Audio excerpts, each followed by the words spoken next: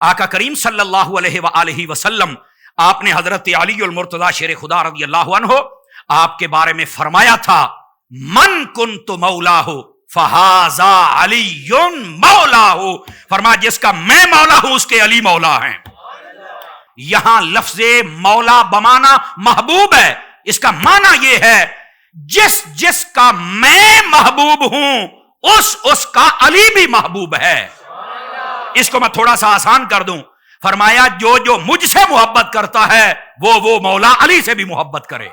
ये लफ्ज़े मौला का यहां पर माना अहले सुन्नत के नजदीक है। वैसे लफ्ज़े मौला के मानी उलमा ने 9 से 12 के करीब बयान फरमाए।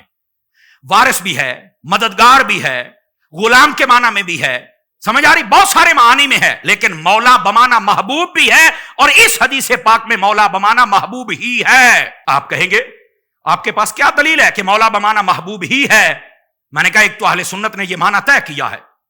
अहले सुन्नत ऐसे नहीं तय करते, हवा में तीर नहीं मारते, समझ आ रही है ना। ये पहले इल्म के समंदर में गव्वासी करते हैं और वहां से जो असली मोती हो निकाल के लोगों के सामने ला के रख देते हैं।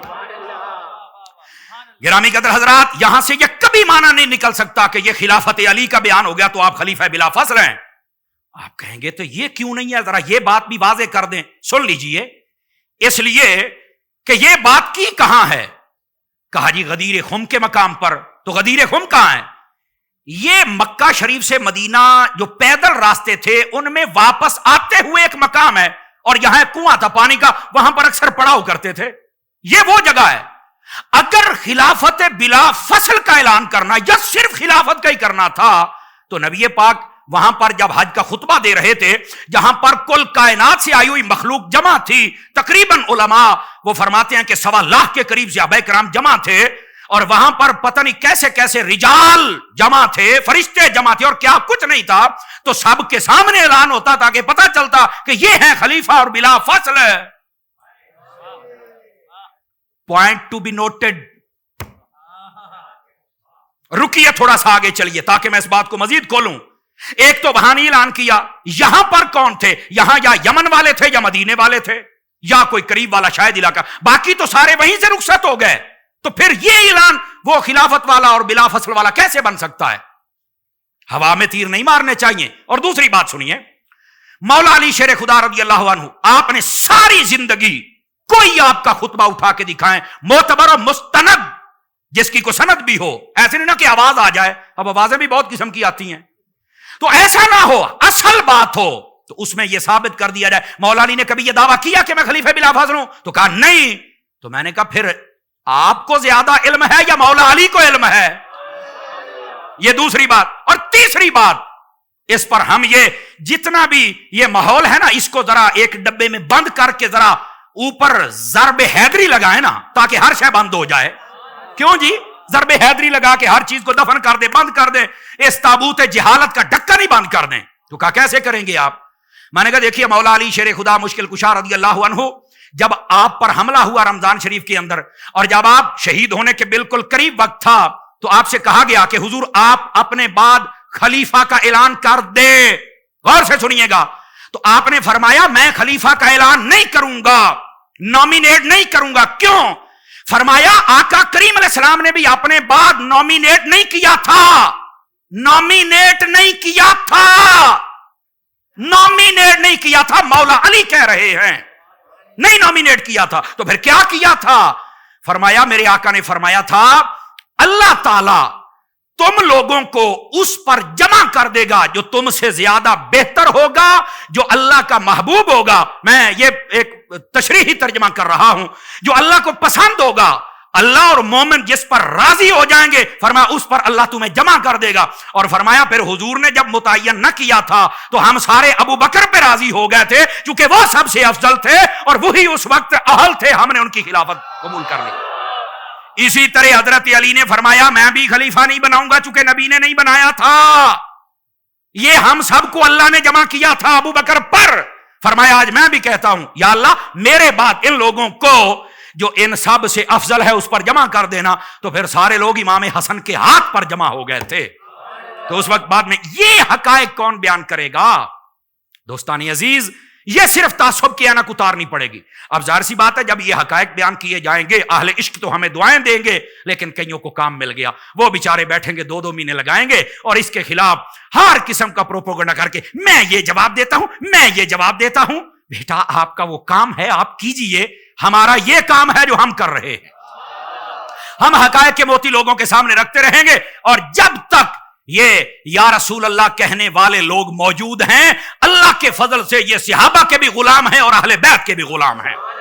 یہ سارے حق بات کو قبول کرتے رہیں گے، اور دلائل ہے اس میں کوئی چھوٹی اور جھوٹی بات بھی نہیں ہے، کمزور بات بھی نہیں ہے.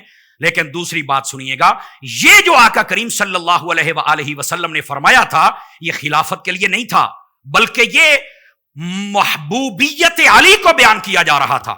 اچھا آپ کہیں گے یہ بات تو سمجھ میں آ گئی، لیکن اس بات کو تھوڑا سا کھول سکتے ہیں؟ میں نے کہا بالکل کھولتے ہیں. سنیے مولا علی کے غلاموں، سنیے اہل بیت کے دیوانوں، سنیے اور صحابہ کے پروانوں، سنیے اصل حقائق کیا ہیں. حقائق حضرت حافظ صاحب اور شاہ صاحب یہ ہیں، یہ اصل واقعہ پتہ کیا تھا، اس کا پس منظر کیا تھا جس کو آج تک عوام میں نہیں بیان کیا جاتا. ہاں سنی بیان کرتے ہیں اور ہم بھی بیان کر رہے ہیں. سنیے کیا تھا. جب آقا کریم علیہ السلام یہاں غدیر خم کے مقام پہ تشریف لائے نا، تو یہاں سے یمن والوں نے اپنے شہر کو جانا تھا اور مدینے والوں نے اپنا.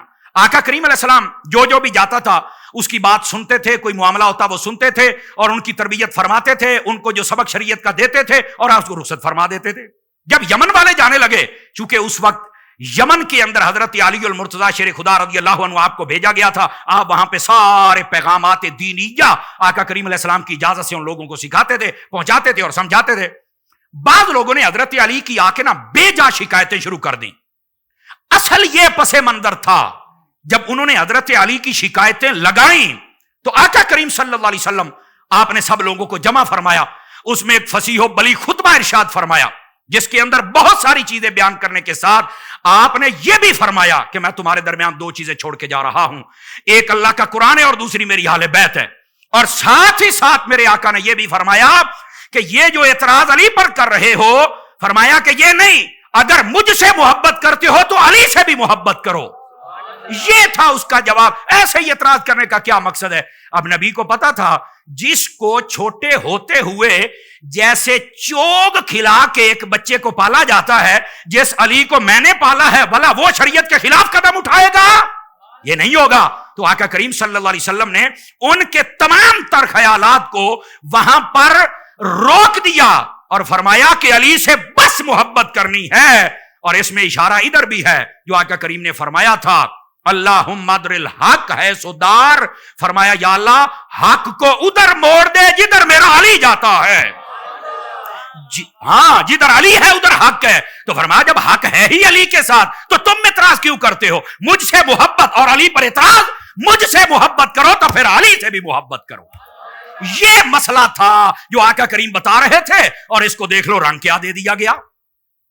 اب بات سمجھ آئیے آپ سبھی حضرات کو؟ دوستان گرامی اگر یہ سمجھ آ گئی تو میں ذرا ایک اور بات بھی آپ کی خدمت میں عرض کرنا چاہتا ہوں. تو آپ کہیں گے بتائیے بھائی، تاکہ بات سمجھ آ جائے. وہ بات یہ ہے جب یہ بات بتائی گئی، صدقے جاؤں صحابہ کرام پر، بلکہ جن راہوں سے وہ گزرے اڑنے والی دھول پر میری نسلیں قربان. اہل بیت جہاں سے گزرے وہاں سے جو ہوائیں گزری ان پر میری نسلیں قربان، میرے ماں باپ قربان. وہ عظیم ہستیاں حضرت علی المرتضیٰ شیر خدا رضی اللہ عنہ جب آپ کو یہ بتایا گیا تو حضرت سیدنا فاروق اعظم رضی اللہ عنہ آپ آئے، اور بعض اہل تحقیق نے لکھا ہے فقیر نے اپنی آنکھوں سے پڑھا ہے. فرمایا ساتھ میں ابو بکر صدیق رضی اللہ عنہ آپ بھی تھے. آ کے فرمانے لگے علی بڑے خوش نصیب ہو آپ کہ آپ مصطفیٰ کے بھی محبوب ہو، ہر ایمان والے کے بھی محبوب ہو. سمجھ آ رہی ہے؟ یہ آ کے صحابہ کرام نے باقاعدہ یہ حضرت علی المرتضیٰ کو بتایا اور فرمایا آپ تو ہر ایمان والے کے محبوب ہو گئے.